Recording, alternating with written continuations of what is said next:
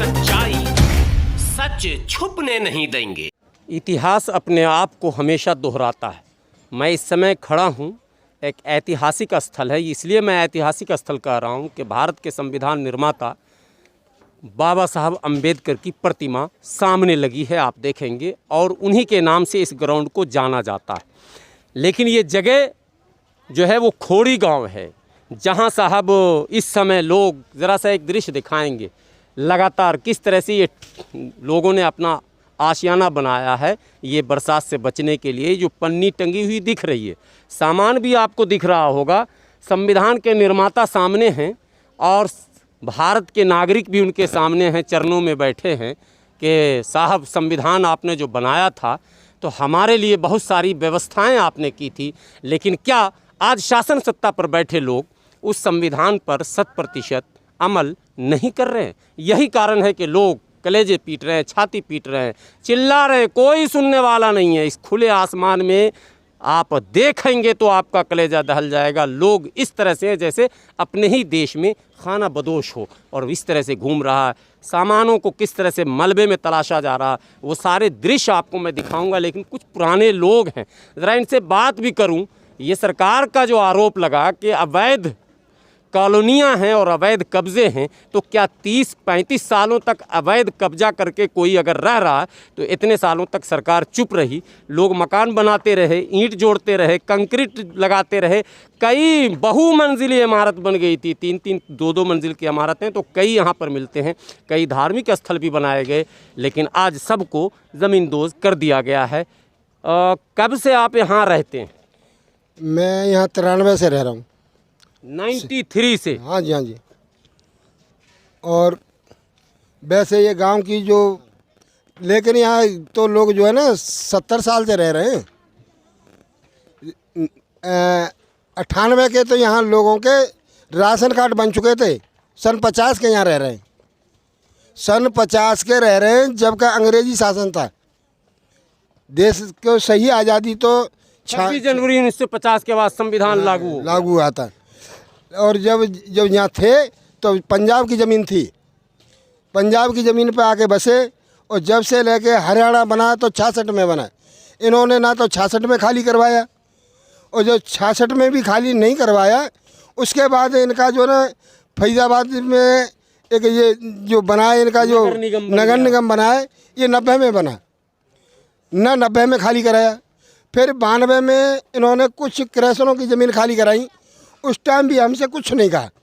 हमारी ज़मीन पे उन्होंने कहा कि ठीक है, आपकी तो गौचारे की ज़मीन है और आप रहें। जब आते थे तो उन्हें फिर 2000 में इन्होंने ये सुभाष की ज़मीन खाली कराई, तो जब भी हमारी खोरी से कुछ नहीं बोला, ना कुछ कहा, ना छेड़ा कि आप खोए हम। और जब ये इनके अफसर फंसे चंडीगढ़ में कोर्ट में, जब इनके अफसर फंसे तो इन्होंने कहा कि हमने खोरी गांव नहीं तोड़ा है, हमने खोरी गांव की अवैध झुग्गियाँ तोड़ी हैं, ये कह के। तो जब ये अपने अफसर बचाए थे इन्होंने, और उसके बाद भी इन्होंने यही कहते रहे कि ना जी ये खोरी तो बहुत पुरानी है, पक्की है, इसकी तो चिंता मत करो तुम। लेकिन आज इन्होंने ना कुछ कहा ना सुना, और बस तोड़ना चालू। और अब तक भी कहते रहे, उधर तोड़ रहे थे, जब भी कह रहे थे, तो इधर कह रहे थे तुमको नहीं छेड़ेंगे। और जब अभी 2-3 दिन में इशू बड़ा साफ कर दिया। तो ऐसे भी धोखा सरकार दे रही है। और क्या, अब तक बोलते रहे कि हम इसको नहीं छेड़ेंगे, और उधर तोड़ते रहे। आप लोग तब से हैं जब ये जमीन हरियाणा की नहीं थी, पंजाब की थी। ऐतिहासिक बात समझ लें।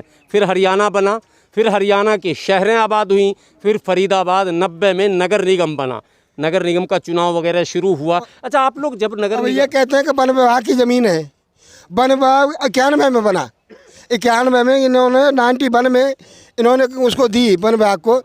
क्या वन विभाग ने हमारी पेड़ जो हमारी छत पर लगाए थे, जब हम 58 के 50 के यहाँ रह रहे हैं, तो 50 के रहते हुए उसने पेड़ के हमारी छत पर लगाए थे। वन विभाग की ज़मीन कहाँ से आ गई?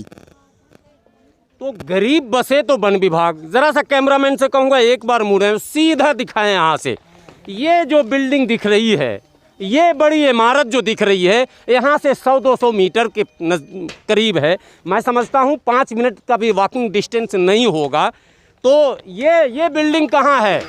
ये बिल्डिंग भी खोरी की जमीन पे ही है, जो उसी जमीन पे है जिसमें कहते ये हैं। बिल्डिंग कब बनी? ये खोरी के बाद बनी है, हमारे सामने बनी है।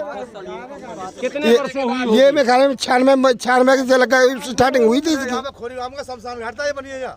और जिससे पहले खोरीगाम के मराठा थे, जो मुर्दे फूके जाते थे उस जगह पे, वहाँ पे उस जगह मराठा थे हमारे। वहाँ होटल बन गया, वहाँ होटल बना दिया ने, वो होटल नहीं टूट रहा है।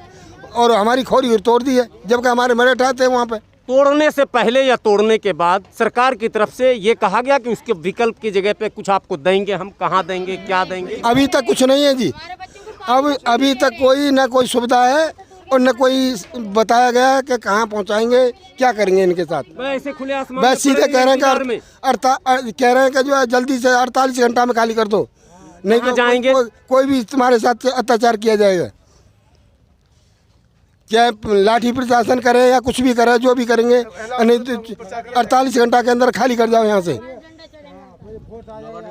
ये बात कही गई है 48 अभी ऐलान होता है जी, अभी कहो तो अभी हो जाए, रोज ऐलान हो रहा है। तो कहाँ जाएंगे फिर आप लोग?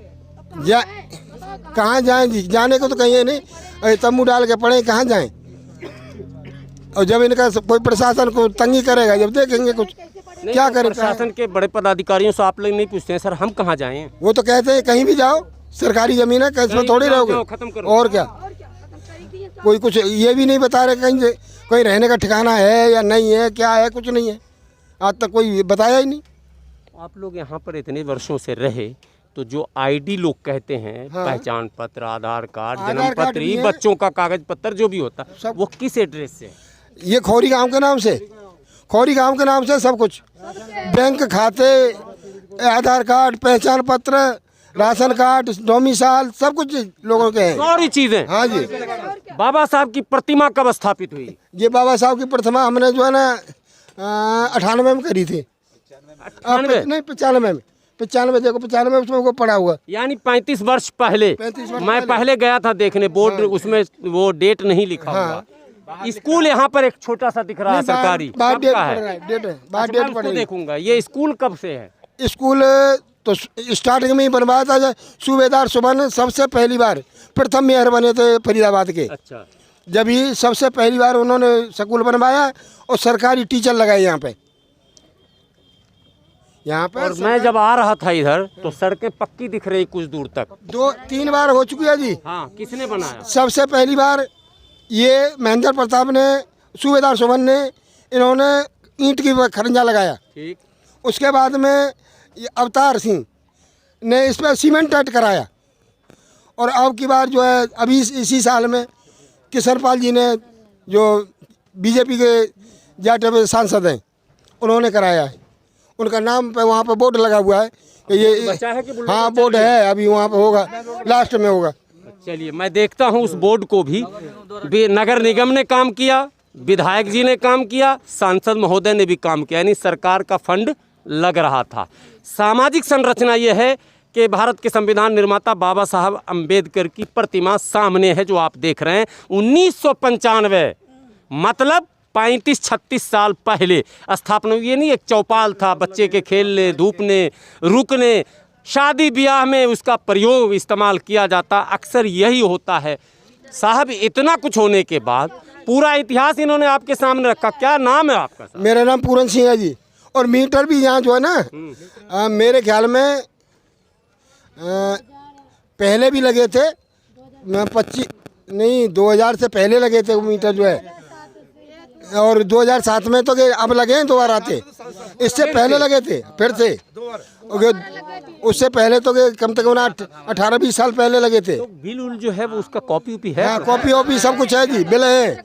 और बिल कुछ रुके थे उनके, फिर भी फाइनल करे आए उन्हें। सरेंडर कर जाइएगा कि लड़िएगा? इतना डॉक्यूमेंट्स आप लोग के पास है तो ऐसे चले जाइएगा? नहीं, अब करें क्या? प्रशासन लाठी ठोकेगा तो क्या करेंगे? देख रहे हो लाखों की संख्या में, लाखों, इतनी पब्लिक नहीं है, इससे ज़्यादा फोर्स है उनके पास। अगर वहाँ पर जाके नया आंदोलन कर दो, उस दिन कराता है, लंबा लाठी लंबे डाल दिए लोग। जब अभी आंदोलन उस दिन करने को मन था तो इतनी लाठियाँ मारी कि लोगों पे बैठना भारी हो गया था। क्या कर सकते हैं? लेडीज तक तो अच्छी तरह तोड़ी हैं। तो क्या महिलाओं को भी मारा गया? महिलाओं को मारे थे, लेडीजों पे डंडा पीटे थे खूब, और नहीं तो जब वो जबरदस्ती खड़ा हो गई तो धक्का मार मार के पुलिस वाले भगा दिए, वहाँ टिकने नहीं दिए, कहे यहाँ से भागो।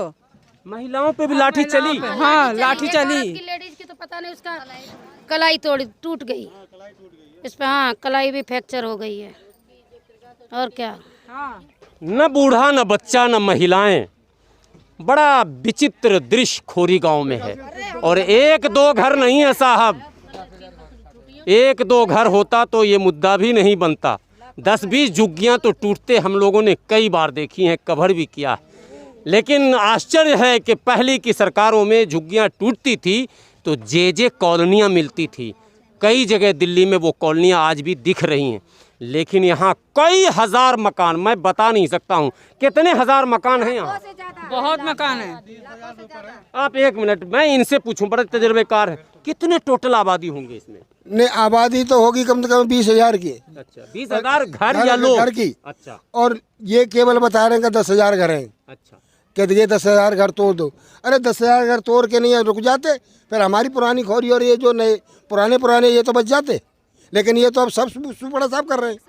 तो ये तो 25,000 तक पे जाएगा और मामला। क्या, इससे ऊपर पहुंच सकता है। 20-25,000 तक कम नहीं है। इतनी पब्लिक है, घर से भी घर करिए। तो आप लोग ये बोले नहीं कि भाई हम लोग तो 50-50 साल से हैं, 1950 कहाँ, 70 साल हो गए साहब। बस वही कह देते हैं, चाहे 70 साल हो गई चाहे 80 साल हो गई, लेकिन पक्ष नहीं रख पाया, नहीं बन पाया। सुनाई, कोई सुनवाई नहीं करता है। जाने ही नहीं देते कोर्ट तक। अब तो आप ही आ गए, नहीं आज तक तो कोई मीडिया वाला ही नहीं आने दिया उस दिन से। मीडिया वालों को भी नहीं आने दिया जा रहा, ये एक बड़ा महत्वपूर्ण सवाल है। क्यों नहीं आने दिया जा रहा है, इस पर भी एक बहस की ज़रूरत है। और तमाम पत्रकारों से मेरी विनती है कि अगर आप वीडियो देख रहे हैं तो आप हिस्सा लीजिए, आवाज़ उठाइए। भारत का चौथा स्तंभ लोकतंत्र में कहा जाता है मीडिया को, और एक स्रोत होता है, एक पुल होता है, एक सेतु होता है समाज और सरकार के बीच संवाद का।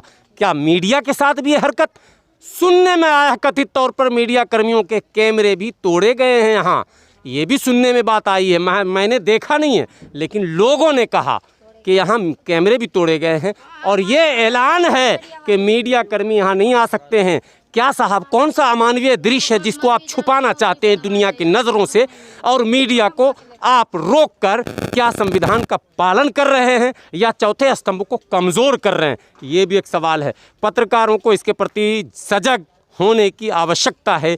और ये एक त्रासदी है 21वीं सदी की, जहां 20,000 घर अब बताया जाता है। अगर घर का एवरेज 5-7 आदमी से भी निकालेंगे तो 2 लाख की आबादी प्रभावित हो रही है। और ये कोरोना काल भी है, बारिश भी है, धूप भी है और वायरल फीवर भी है साहब। इस महामारी के समय इतनी बड़ी आबादी को विस्थापित करना, सड़क पर लाकर खड़ा कर देना कहीं से भी मानवता के अनुकूल नहीं हो सकता है। और मैं समझता हूँ माननीय उच्चतम न्यायालय को स्वयं संज्ञान लेकर इनके पुनर्वास की व्यवस्था करनी चाहिए।